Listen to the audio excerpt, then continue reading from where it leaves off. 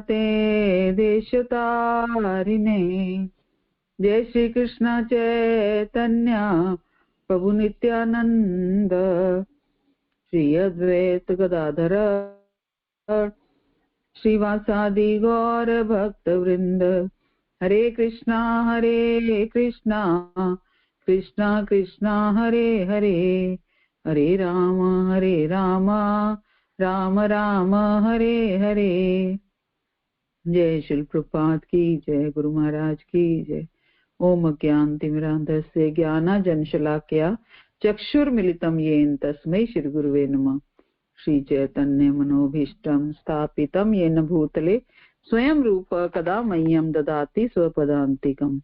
वन्देऽहं श्रीगुरो श्रीयुत्पत्कमलं श्रीगुरून् वैष्णवांश्च श्रीरूपं सागरजातं सगण रघुनाथान्वितं तं सजीवम् साद्वैतं सावधूतं परिजनसहितं कृष्ण चैतन्य देवं श्री राधा कृष्ण पादान् सगण ललिता श्री विशाखान्वितांश्च।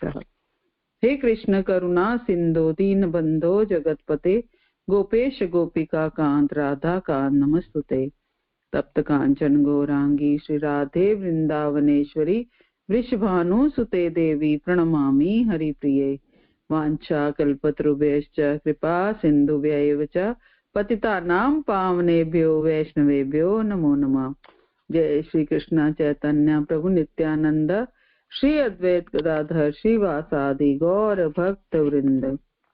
हरे कृष्णा कृष्णा कृष्णा हरे हरे, हरे राम राम राम हरे हरे। ओम नमो भगवते वासुदेवाय। ओम नमो भगवते वासुदेवाय।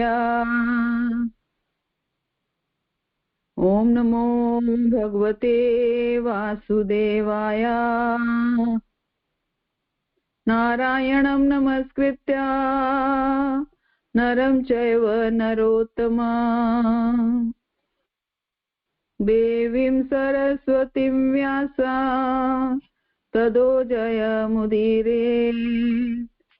नष्टप्रायेषु अभद्रेषु नित्यं भागवत सेवया, भगवती उत्तम श्लोके भक्तिर्भवति नैष्ठिकी। ग्रंथराज श्रीमद् भागवतम की जय। ग्रंथराज श्रीमद् भागवतम स्कंद 1 अध्याय 8 श्लोक संख्या 13 से आज हम करेंगे। तो पहले श्लोक गा लेते हैं। व्यसनं वीक्षे तत्तेषाम् अनन्ये विषये आत्मनां, सुदर्शनेन स्वास्त्रेण स्वानां रक्षाव्याद्विभू। व्यसनं वीक्षे तत्तेषाम् अनन्ये विषये आत्मनां, सुदर्शनेन स्वास्त्रेण स्वानां रक्षां व्याद्विभू। व्यसनं वीक्षे तत्तेषाम् अनन्ये विषये आत्मनां, सुदर्शनेन स्वस्त्रेण स्वानां रक्षां। तात्पर्य श्री प्रभुपाद द्वारा। श्री प्रभुपाद की जय, गुरु महाराज की जय। सर्वशक्तिमान भगवान श्री कृष्ण ने ये देखकर कि उनके अनन्य भक्तों पर जो पूर्ण रूप से उनके शरणागत थे महान संकट आने वाला है, उनकी रक्षा के लिए तुरंत ही अपना सुदर्शन चक्र उठा लिया। क्या कह रहे हैं सूत गोस्वामी कि सर्वशक्तिमान भगवान श्री कृष्ण ने ये देखकर कि उनके अनन्य भक्तों पर पूर्ण रूप से उनके शरणागत थे महान संकट आने वाला है, उनकी रक्षा के लिए तुरंत ही अपना सुदर्शन चक्र उठा लिया। तो हम चर्चा कर रहे थे, प्रसंग चल रहा है कि अश्वत्थामा ने ब्रह्मास्त्र छोड़ा और वो ब्रह्मास्त्र उत्तरा के गर्भ में छोड़ा, और उत्तरा जो है वो रोती हुई सीधा भगवान के पास आई कि मेरी रक्षा करो, रक्षा, पाहि माम महायोगीन देव देव जगतपते। हे प्रभु मेरी रक्षा कीजिए, मेरी रक्षा कीजिए। तो भगवान अब उत्तरा के गर्भ में पांडवों का आखिरी अंतिम वंशज थे, तो उत्तरा भगवान से मदद मांग रही हैं। और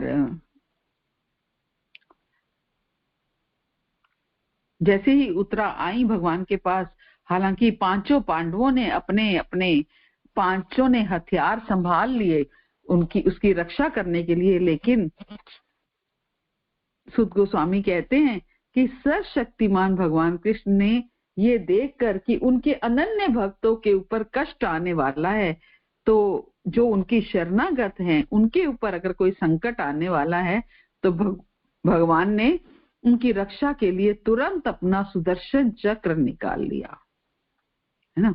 क्यों?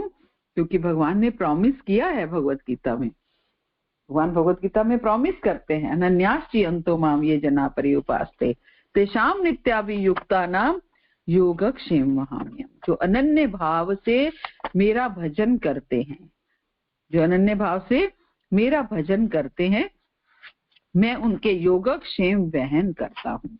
योगक्षेम वहन करता हूँ का अर्थ क्या है? जो कुछ भी उनके पास है उसकी मैं रक्षा करता हूँ।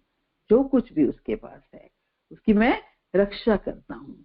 जो कुछ भी उसके पास है उसकी मैं रक्षा करता हूँ का अर्थ ये नहीं है कि कोई भौतिक वस्तु ही हो, उसमें कुछ भी हो सकता है ना, कुछ भी हो सकता है। तो जो कुछ भी उनके पास है उसकी मैं रक्षा करता हूँ, और जो कुछ उसके पास नहीं है वो मैं प्रोवाइड कराता हूँ। लेकिन जो अनन्य भाव में मेरा भजन करता है। तो अनन्य कहने का क्या भाव है? अनन्य कहने का भाव क्या है? अनन्य कहने का भाव ये है कि उनके साधन और साध्य केवल भगवान ही है। उनके साधन और साध्य केवल भगवान ही हैं, अर्थात केवल भगवान के ही शरण होते हैं। वो केवल भगवान के ही शरणागत होते हैं, उन्हीं का चिंतन करते हैं, उन्हीं की उपासना करते हैं, उन्हीं को प्राप्त करना ही उनका लक्ष्य है, ऐसा उनका दृढ़ भाव है। भगवान के सिवाय उनका कोई अन्य भाव है ही नहीं। ये अनन्य भक्त हैं, क्योंकि भगवान के सिवाय वो जानते हैं कि भगवान के सिवाय सब नश्वर है, नाशवान है। इसलिए उनके मन में भगवान के सिवाय अन्य कोई इच्छा नहीं है। जो अनन्य भक्त हैं उनके मन में भगवान के सिवाय और कोई इच्छा नहीं है। अपने जीवन निर्वाह की भी इच्छा नहीं है कि हमारा जीवन निर्वाह कैसे होगा, ये चीज भी नहीं है ना। ये ऐसे अनन्य भक्त हैं, इसलिए वे अनन्य हैं। वे खाना पीना, चलना फिरना, बातचीत करना, व्यवहार करना, ये जो कुछ भी काम करते हैं वे सब भगवान की ही उपासना है, क्योंकि वे सब काम भगवान की प्रसन्नता के लिए करते हैं। जो करते हैं भगवान की प्रसन्नता के लिए करते हैं। अनन्य भक्त वे हैं जिनकी दृष्टि में एक भगवान के सिवाय कोई और है ही नहीं। योगक्षेम महाम्यम, भगवान साधक को उसके लिए आवश्यक सामग्री प्रदान करते हैं। साधक को उसके लिए आवश्यक साधन सामग्री प्राप्त कराते हैं और प्राप्त साधन सामग्री की रक्षा करते हैं। यही भगवान का योग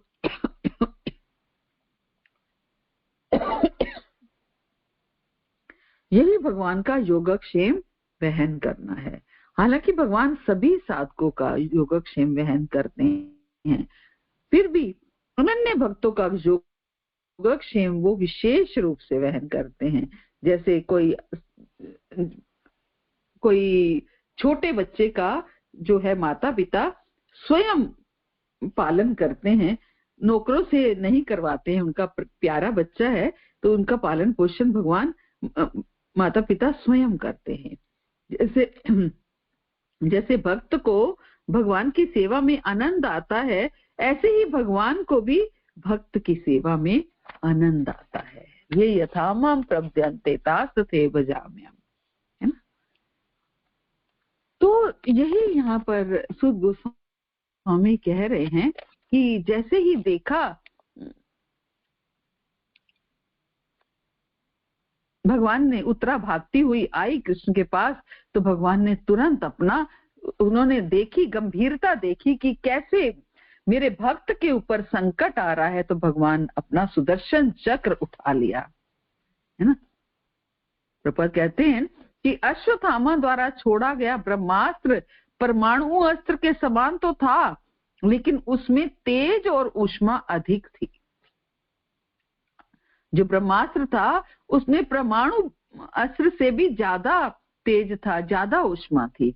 ये ब्रह्मास्त्र अधिक सूक्ष्म विज्ञान की देन है, जो सूक्ष्म ध्वनि अर्थात वेदों में अंकित एक मंत्र प्रतिफल है। इस अस्त्र का दूसरा गुण यह है कि परमाणु बम के समान अंधा नहीं होता। पहला गुण क्या बताया कि ये परमाणु अस्त्र की तरह से भी ज्यादा तेज था, ज्यादा ऊष्मा वाला था। और दूसरा, जैसे परमाणु बम तो कहीं भी डालो तो वो ये नहीं कि जो आप निशाना साध के डाल रहे हो केवल उसी को ही नष्ट करेगा, वो आसपास का सारा एरिया नष्ट कर देगा। लेकिन ब्रह्मास्त्र क्या होता है, जिसको आप साध के डालोगे केवल वही चीज नष्ट होगी। ये इसकी क्वालिटी होती है ब्रह्मास्त्र की, है ना। क्या बताया दूसरा गुण कि परमाणु बम के समान अंधा नहीं होता, क्योंकि अन्य किसी पर क्षति के बिना केवल लक्ष्य पर इसका संधान किया जा सकता है। ये किसी और को नुकसान नहीं पहुंचाता, केवल जो लक्ष्य साधा जाता है उसी लक्ष्य को ही नष्ट करता है ना। अश्वत्थामा ने इसे पांडु कुल के समस्त पुरुष व्यक्तियों को समाप्त करने के लिए छोड़ा था। अश्वत्थामा ने किस लिए छोड़ा था कि पांडु कुल के सारे पुरुष व्यक्ति जो हैं वो समाप्त हो जाएं। इसलिए एक तरह से ये परमाणु बमों से अधिक घातक था। जो भी परमाणु बम होते थे उससे भी अधिक घातक था, क्योंकि ये सर्वाधिक सुरक्षित स्थान में भी प्रवेश कर सकता था। अगर लक्ष्य, अब देखिए गर्भ में है परीक्षित महाराज और गर्भ में चला गया ब्रह्मास्त्र, है ना, तो किसी भी स्थान पर चला जाता था। अगर लक्ष्य ये है, जो भी मंत्र बोला जाता था ये सोच करके बोला जाता था कि मुझे इसको नष्ट करना है ना, तो वो वहां चला जाता था। जैसे हम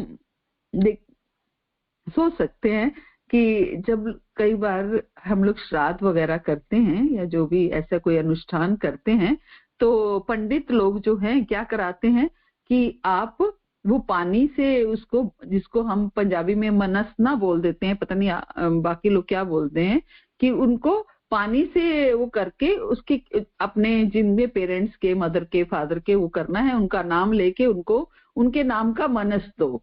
ये जो आपने जो भी निकाला है सामान वो उनके नाम का हो गया, तो ऑटोमेटिकली उनके पास पहुंच जाता है अगर उनके नाम का बोला जाता है। यानी कि लक्ष्य क्या होते हैं, लक्ष्य वो हो जाते हैं। ऐसे ही इसका है, लक्ष्य क्या है, लक्ष्य जो भी होगा वो ब्रह्मास्त्र वही पहुंच जाएगा, वो चाहे गर्भ में ही क्यों ना हो।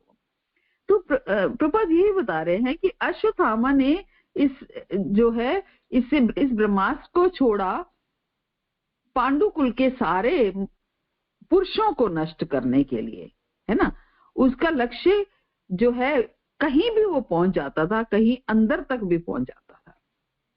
इसलिए ये परमाणु बम से अधिक घातक था, क्योंकि ये सुरक्षित स्थान पर भी प्रवेश कर लेता था और इसका लक्ष्य कभी चूकता नहीं था।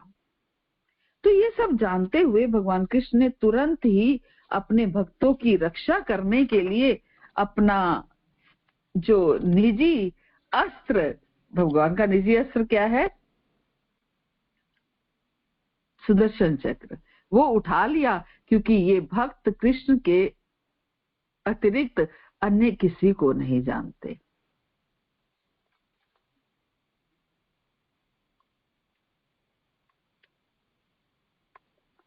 भक्त जो है वो कृष्ण के अतिरिक्त किसी को नहीं जानते। भगवान भगवत गीता में स्पष्ट रूप से वचन देते हैं कि उनके भक्त कभी विनष्ट नहीं होते। क्षिप्रम भवति धर्मात्मा शाश्वत शांतिम निगच्छति कौन्तेय प्रतिजाने नामे भक्त प्रणश्यति, कि वो शीघ्र ही धर्मात्मा बन जाता है और स्थायी शांति को प्राप्त करता है। हे कुंती पुत्र, निडर होकर घोषणा कर दो कि मेरे भक्त का कभी विनाश नहीं होता। निडर होकर घोषणा कर दो।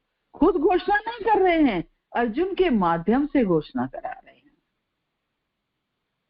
क्यों?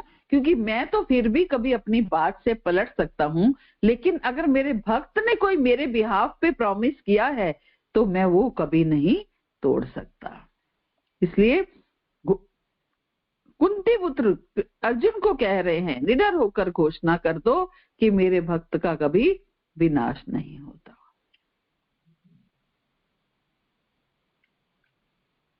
तो यहाँ पर अनन्य विषयात्मानम शब्द का बहुत इंपॉर्टेंट है।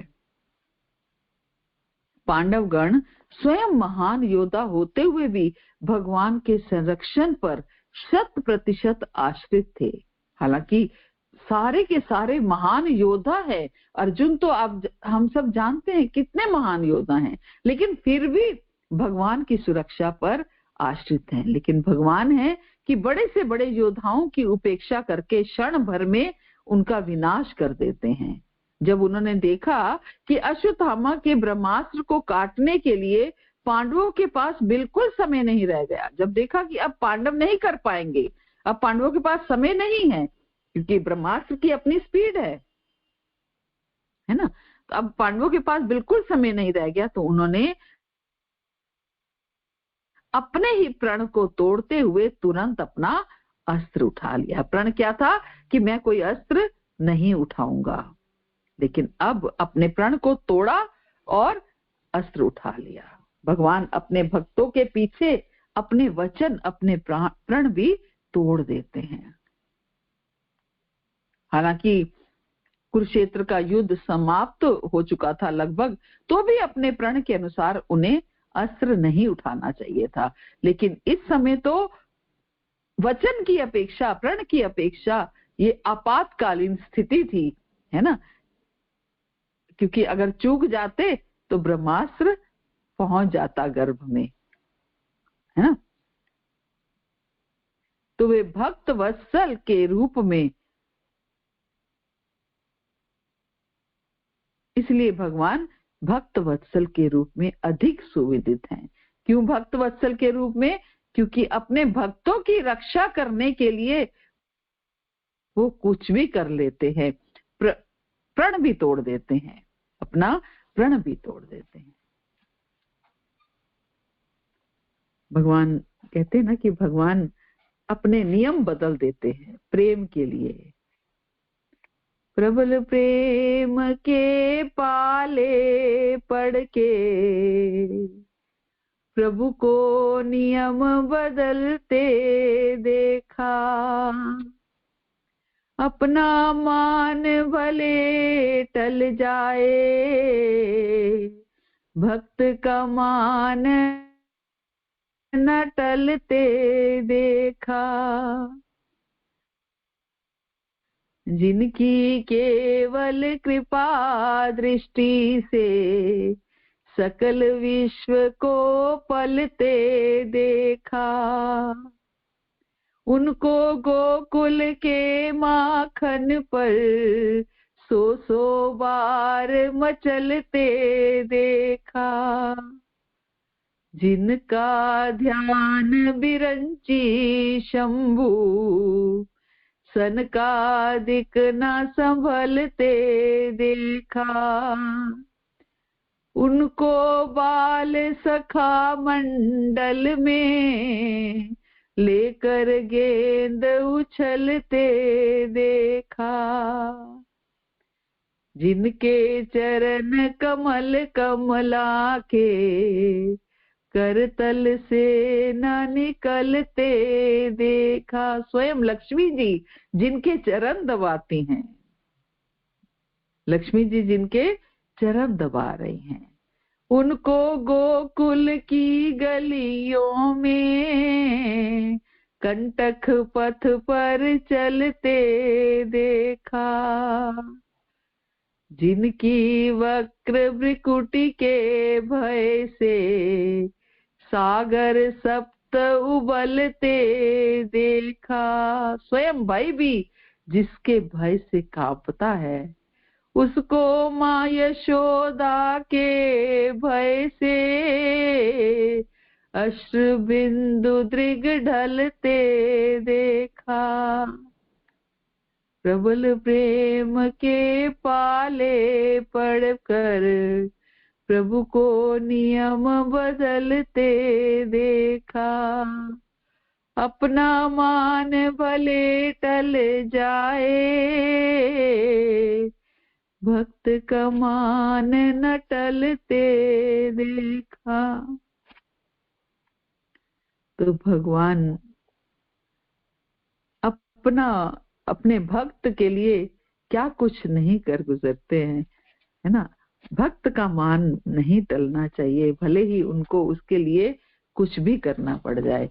भक्त की रक्षा होनी चाहिए, लेकिन वो होता तब है जब भक्त पूर्ण शरणागत होता है, पूर्ण रूप से भगवान पर आश्रित होता है। उत्तरा 5 पांडवों के होते हुए भी उत्तरा किसी के पास रक्षा के लिए नहीं गई तो किसके पास गई? सीधा कृष्ण के पास गई, है ना, सीधा कृष्ण के पास गई।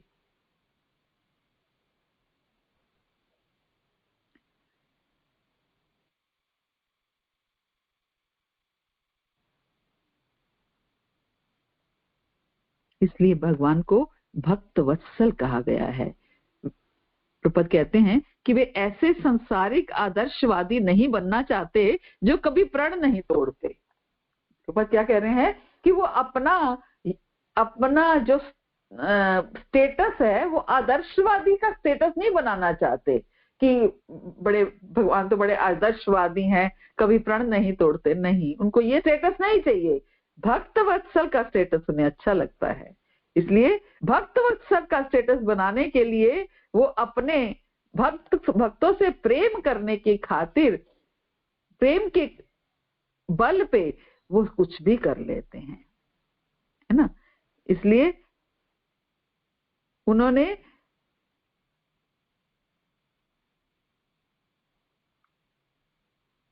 भक्त वत्सल कहलाना अधिक पसंद किया, बजाय कि ये उनको कोई कहे कि वो कभी प्रण नहीं तोड़ते, वो उनको ज्यादा आवश्यक नहीं लगा।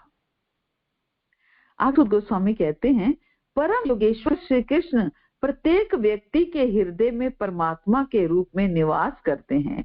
अतः कुरु वंश की संतति की रक्षा करने के लिए उन्होंने उत्तरा के गर्भ को अपनी निजी शक्ति से आवृत कर दिया। उत्तरा के गर्भ को उन्होंने क्या, भगवान जो हैं श्री कृष्ण स्वयं सबके हृदय में परमात्मा स्वरूप में निवास करते हैं। सोचिए, जो सबके हृदय में परमात्मा में बैठ सकते हैं तो वो उत्तरा के गर्भ में आ हैं। भगवान तो कुछ भी कर सकते हैं। वो कथा है ना नारद जी की, कि नारद जी जा रहे हैं और भगवान से मिलने के लिए, तो रास्ते में उनको एक भक्त मिलते हैं। नारद जी कहाँ जा रहे हो? मैं भगवान कृष्ण से मिलने जा रहा हूँ, जरा पूछिएगा नारद जी कि क्या ये मेरा आखिरी जन्म होगा? जी मैं जरूर पूछूंगा। आगे और जाते हैं तो एक मोची होता है, तो मोची, नारद जी कहाँ जा रहे हो? मैं भगवान से मिलने जा रहा हूँ। नारद जी पूछिएगा, ये मेरा आखिरी जन्म है, क्या अभी भी मुझे दोबारा आना पड़ेगा? भगवान बोले जरूर पूछूंगा।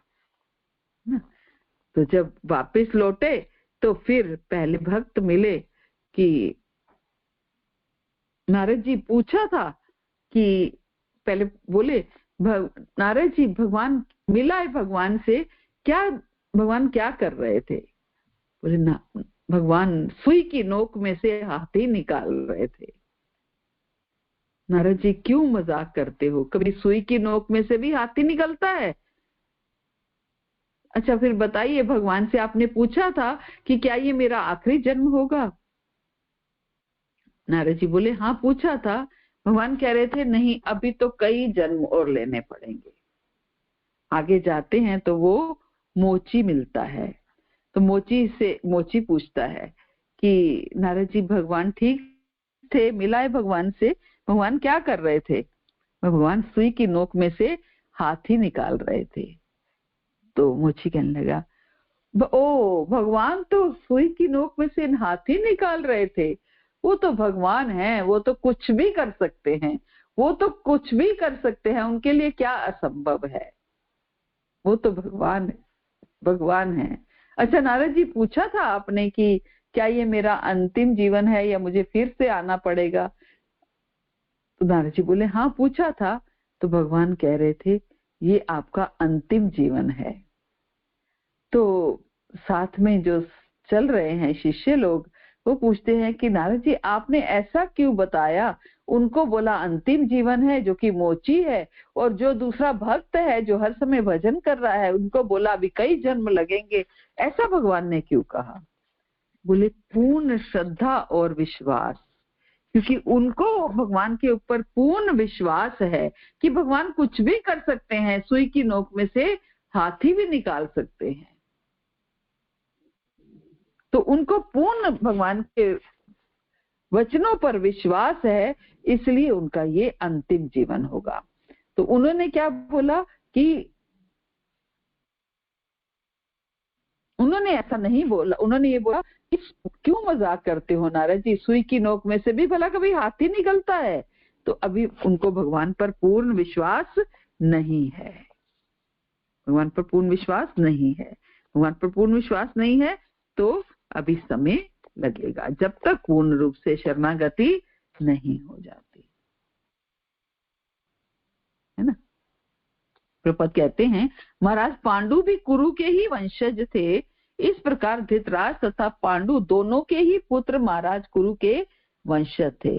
अतः दोनों ही सामान्य रूप से कुरु कहलाते थे, लेकिन जब इन दोनों परिवारों में मनोमालिन्य हो गया तो धृतराष्ट्र के पुत्र कुरु कहलाने लगे और पांडु के पुत्र पांडव कहलाने लगे। क्योंकि यहाँ पर कुरु तन्ववे बोला गया है ना, इसलिए कुरु की परिभाषा एक तरह से प्रभुपाद समझा रहे हैं कि कुरु कौन थे, कि केवल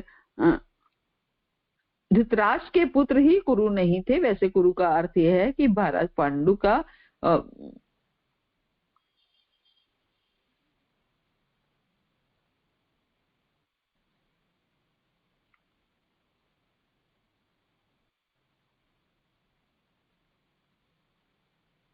कुरु के जो वंशज थे वो कुरु कहलाए, लेकिन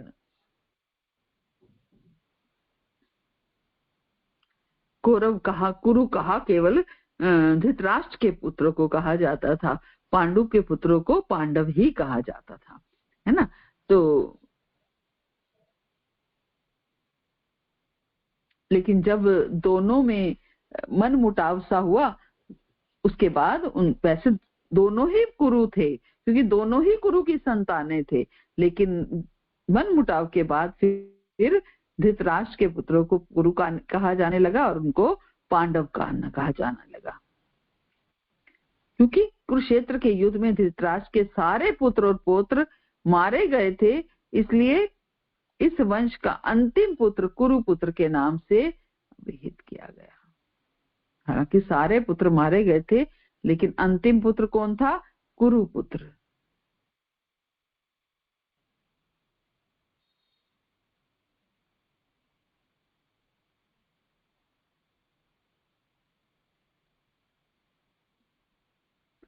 आगे सूत गोस्वामी बता रहे हैं, हे शौनक, यद्यपि अश्वत्थामा द्वारा छोड़ा गया परम ब्रह्मास्त्र अमोघ था और उसका निवारण नहीं हो सकता था, लेकिन श्री कृष्ण के तेज के समक्ष वह निष्क्रिय हो गया और व्यर्थ हो गया। तो हमने पिछले श्लोकों में सुना कि अश्वत्थामा को ब्रह्मास्त्र छोड़ना तो आता था, चलाना तो आता था, लेकिन उसको वापस बुलाने की कला नहीं पता थी। इसलिए हालांकि अश्वत्थामा द्वारा छोड़ा गया परम ब्रह्मास्त्र अमोघ था, यानी कि वो कभी व्यर्थ नहीं जाएगा, कभी निष्फल नहीं जाएगा, अमोघ था। वो जिस टारगेट के लिए गया था वो टारगेट पूरा करेगा, उसका कोई निवारण नहीं हो सकता था। लेकिन क्योंकि श्री कृष्ण के तेज के सामने तो किसी का तेज टिकने वाला नहीं है, श्री कृष्ण के तेज के सामने वह निष्क्रिय हो गया और व्यर्थ हो गया। जब भगवान के तेज के सामने वो ब्रह्मास्त्र भी टिक नहीं पाया।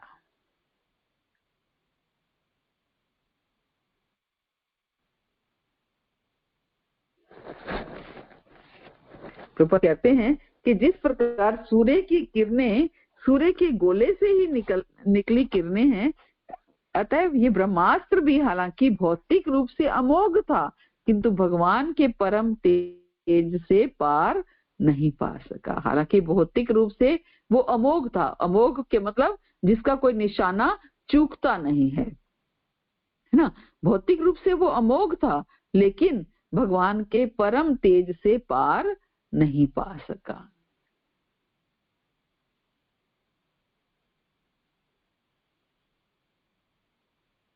भगवान का तेज उस ब्रह्मास्त्र के तेज से भी अधिक था, इसलिए ब्रह्मास्त्र भगवान के तेज को वो पार नहीं पा सका। हे ब्राह्मणों, इसे गुहे तथा अच्युत भगवान के कार्यकलापों में विशेष आश्चर्यजनक मत सोचो।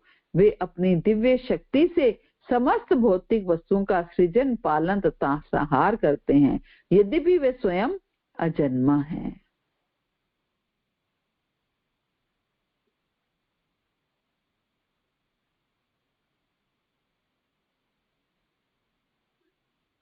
हे ब्राह्मणों, इसे गुहे तथा अच्युत भगवान के कार्यकलापों में विशेष आश्चर्यजनक मत सोचो। वे अपनी दिव्य शक्ति से, किसे मत सोचो? ब्रह्मास्त्र को कोई विशेष आश्चर्यजनक मत सोचो। वे अपनी दिव्य शक्ति के समस्त भौतिक वस्तुओं का सृजन, पालन तथा संहार करते हैं, यद्यपि वे स्वयं अजन्मा है। प्रभुपाद कहते हैं कि जीवों के नन्हे मस्तिष्क के लिए भगवान के कार्यकलाप अकल्पनीय हैं। जितने भी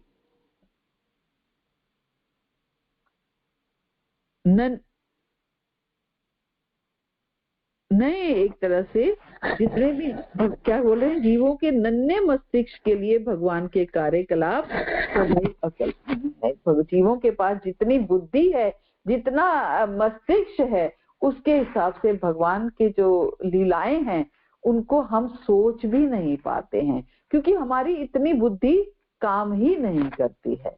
कोई भी लीला भगवान की उठा के देख लीजिए, वो लीला की हम कल्पना भी नहीं कर सकते हैं, है ना, क्योंकि हमारी बुद्धि इतनी काम नहीं करती है। फिर अगर बुद्धि काम नहीं करती तो हम शंका करते रहते हैं।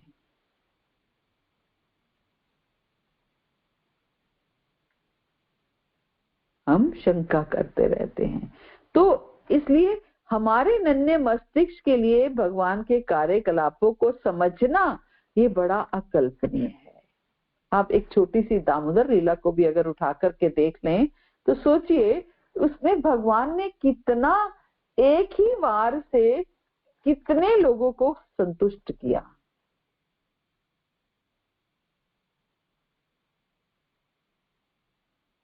एक ही बार से कितने लोगों को संतुष्ट किया।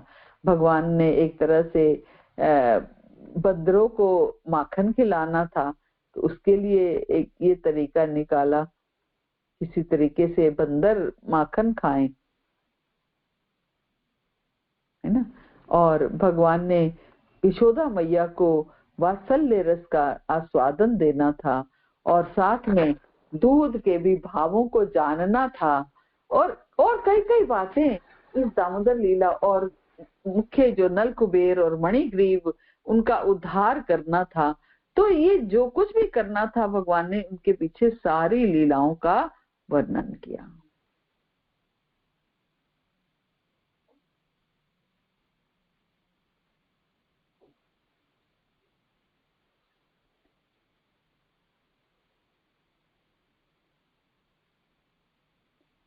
इसलिए सुध गोस्वामी कह रहे हैं, इसे गुहे तथा अच्युत भगवान के कार्यकलापों में विशेष आश्चर्यजनक मत सोचो। ये ज्यादा आश्चर्यचकित मत हो कि भगवान की सारी लीलाएं ही ऐसी हैं जो आश्चर्यचकित कर देने वाली हैं। गोवर्धन पर्वत उठा लिया 7 दिन के लिए और छोटी उंगली पर। 7 साल का बालक 7 दिन के लिए छोटी उंगली पर गोवर्धन पर्वत को उठा रहा है ना। हैरानी की बात।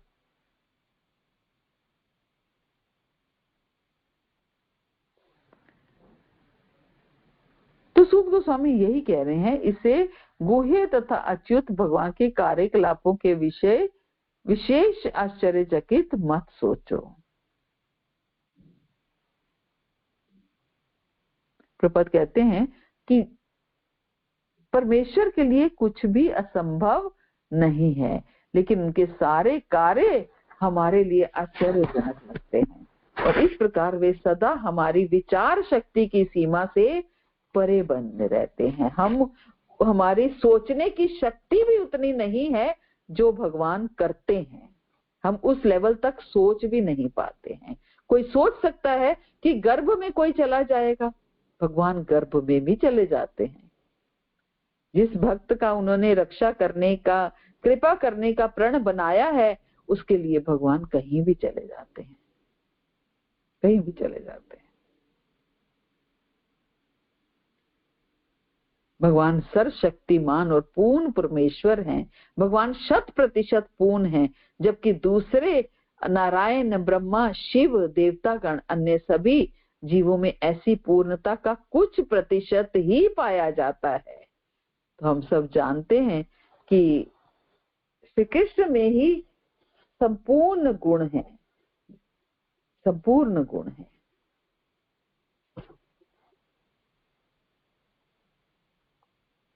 जैसे कि 50 गुण जो हैं, 50 गुण जो हैं सब भक्तों में, सब जीवों में पाए जाते हैं, सब मनुष्यों में पाए जाते हैं 50 गुण। और शिव, ब्रह्मा आदि देवता जैसे देवताओं में 55 गुण पाए जाते हैं। शिव, ब्रह्मा जैसे देवताओं में 55 गुण पाए जाते हैं और भगवान विष्णु में 60 गुण पाए जाते हैं, लेकिन कृष्ण में 64 गुण पाए जाते हैं। कृष्ण में 64 गुण पाए जाते हैं।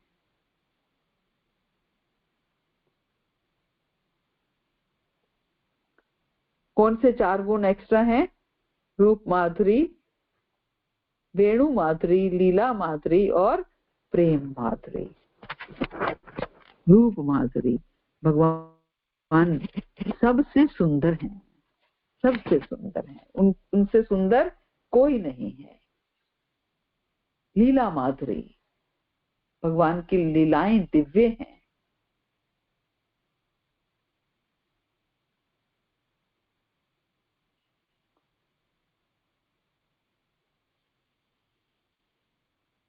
वेणु माधुरी, भगवान जैसी वेणु कोई नहीं बजा सकता।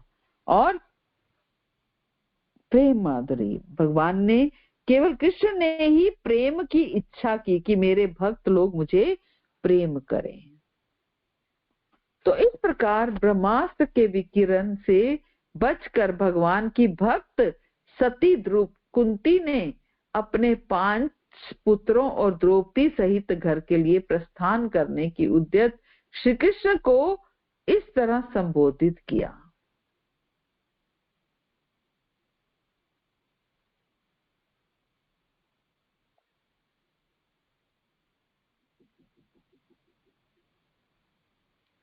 उत्तरा जो है ब्रह्मास्त्र से बच गई और बच करके भगवान की भक्त सती कुंती ने अपने 5 पुत्रों और द्रौपदी सहित घर के लिए प्रस्थान करने को उद्यत श्री कृष्ण को संबोधित किया। भगवान क्या कर रहे थे? जाने वाले थे द्वारका के लिए तैयार हो गए थे, लेकिन ये सब कुछ हो गया। तो अब कुंती महारानी आती हैं और भगवान से प्रार्थना कर रही हैं, भगवान से प्रार्थना कर रहे हैं। प्रभुपाद कहते हैं कि भगवान श्री कृष्ण के प्रति अनन्य भक्ति के कारण कुंती को यहाँ पर सती कहा गया है। क्या कहा गया है? कुंती को इस श्लोक में सती कहा गया है। क्यों कहा गया है? क्योंकि वो भगवान के प्रति अनन्य भक्ति थी कुंती महारानी की, और अब उनके मन को आगे दी हुई भगवान की स्तुति में व्यक्त किया जाएगा। प्रभुपाद बता रहे हैं अगले अध्याय में, हम आगे जो इसी अध्याय में ही कुंती महारानी की स्तुति भी पढ़ेंगे। तो भगवान का सच्चा भक्त कभी अन्य किसी से, यहाँ तक कि संकट से उबारने के लिए भी किसी जीव या देवता से दया की भीख नहीं मांगता।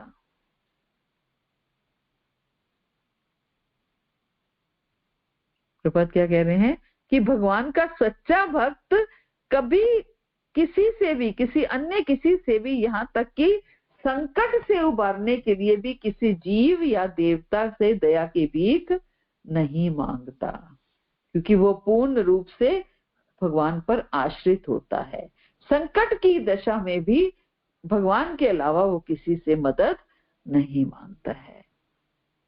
भी कृष्ण के अतिरिक्त अन्य किसी को नहीं जानता, इसलिए भगवान भी सभी परिस्थितियों में उनकी हर प्रकार से सहायता करते हैं।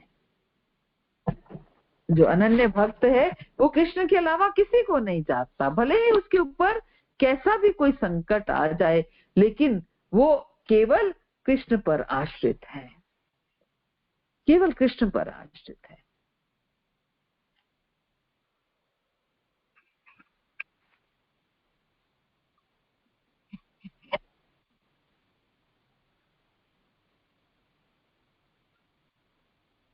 वे कृष्ण के अतिरिक्त अन्य किसी को नहीं जानते, इसलिए भगवान को सभी परिस्थितियों में उनकी हर प्रकार के सहायता करने के लिए तैयार रहते हैं। ऐसे भक्तों की जो केवल कृष्ण के अलावा किसी को नहीं जानते।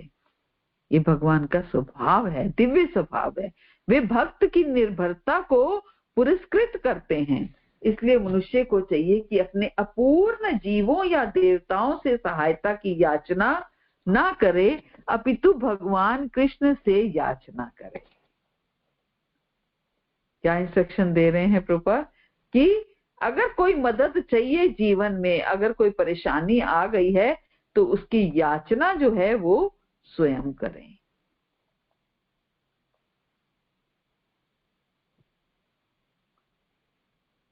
कोई परेशानी आ गई है तो उसकी याचना स्वयं श्री कृष्ण, उसकी याचना कृष्ण से करें, और किसी और की शरण में ना जाएं, क्योंकि वे अपने भक्तों को बचाने में सक्षम हैं। अकामा सर्व कामो मोक्ष कामा उदारती। भले ही कामना के लिए जाओ, भले ही किसी भौतिक इच्छा के लिए जाते हो, लेकिन फिर भी जाओ कृष्ण की शरण में, है ना, जाओ कृष्ण की शरण में।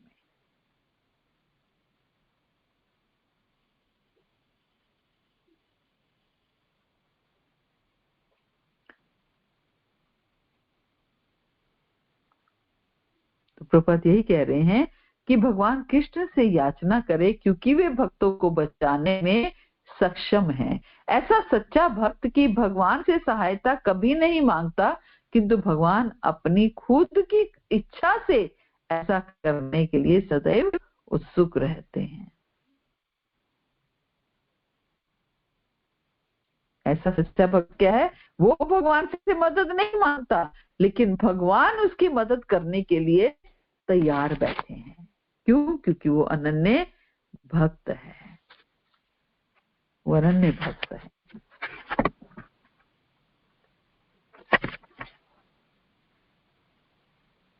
तो कुंती महारानी जो है वो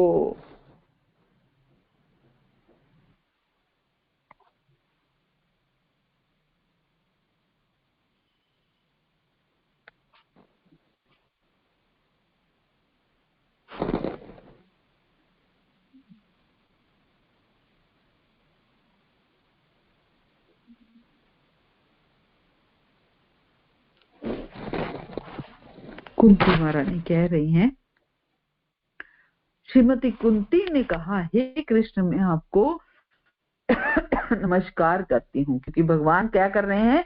द्वारका लौट रहे हैं, और कोई चाहता नहीं है कि भगवान लौट करके जाएं। अब कुंती महारानी आई हैं उनको रोकने के लिए। हे कृष्ण, मैं आपको नमस्कार करती हूँ क्योंकि आप ही आदि पुरुष हैं और इस भौतिक जगत के गुणों से निर्लिप्त रहते हैं। आप समस्त वस्तुओं के भीतर तथा बाहर स्थित रहते हुए भी सबों के लिए अदृश्य हैं।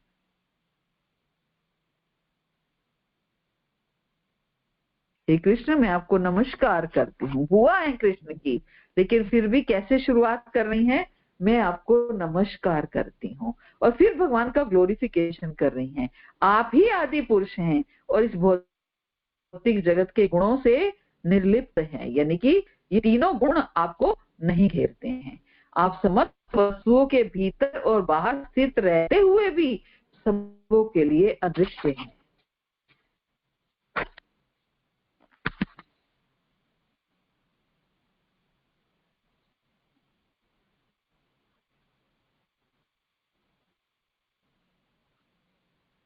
तो प्रभुपाद कहते हैं कि श्रीमती कुंती देवी को भली भांति ज्ञान था कि कृष्ण भगवान है। हालांकि वो उनके भतीजे थे, रिश्ते में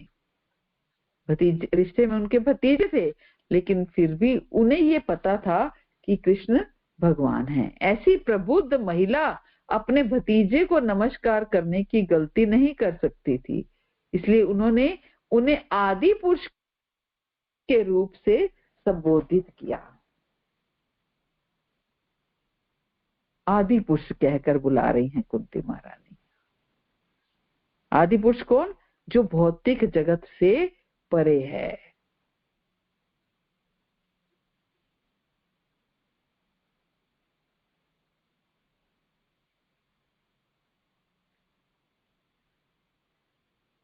महारानी कुंती ने साक्षात अनुभव किया कि भगवान कृष्ण उनके समक्ष उपस्थित हैं, फिर भी उत्तरा के गर्भ में प्रविष्ट होकर उन्होंने अश्वत्थामा के ब्रह्मास्त्र से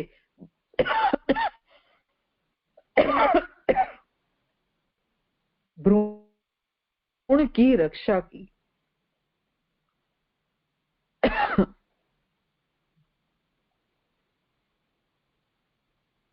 कुंती महारानी ने अनुभव किया कि उत्तरा के गर्भ में भगवान ने प्रवेश किया और वहां पर ब्रह्मास्त्र से भ्रूण की रक्षा की, बालक की रक्षा की। वे स्वयं हैरान थी, कृष्ण सर्वव्यापी हैं, फिर भी वे दोनों सर्वव्यापी हैं या स्थानीय हैं। कुंती महारानी हैरान थी कि क्या भगवान कृष्ण जो है वो सर्वव्यापी है या स्थानीय है, सब कण कण में है या केवल एक ही स्थान पर है, केवल यहीं पर है या कण कण में है। इसलिए वे दोनों हैं, लेकिन ये अधिकार उनको ही है जो लोग उनके शरणागत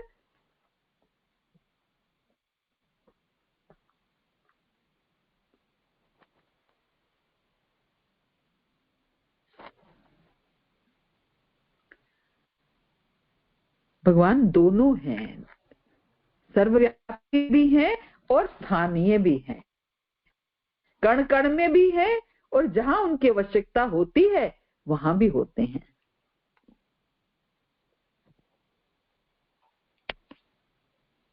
भगवान दोनों हैं,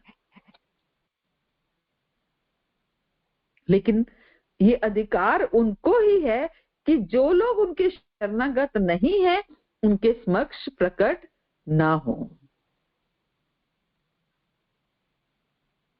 जो लोग भगवान के शरणागत नहीं है, भगवान उनके समक्ष नहीं प्रकट होते हैं, भगवान उन्हीं के समक्ष प्रकट होते हैं जो उनके शरणागत हैं।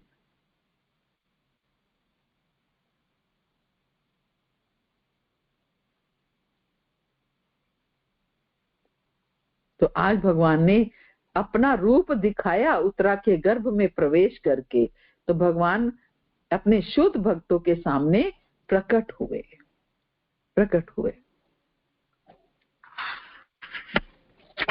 तो अब कुंती महारानी स्तुति कर रही हैं, तो इसको हम कल कंटिन्यू करेंगे।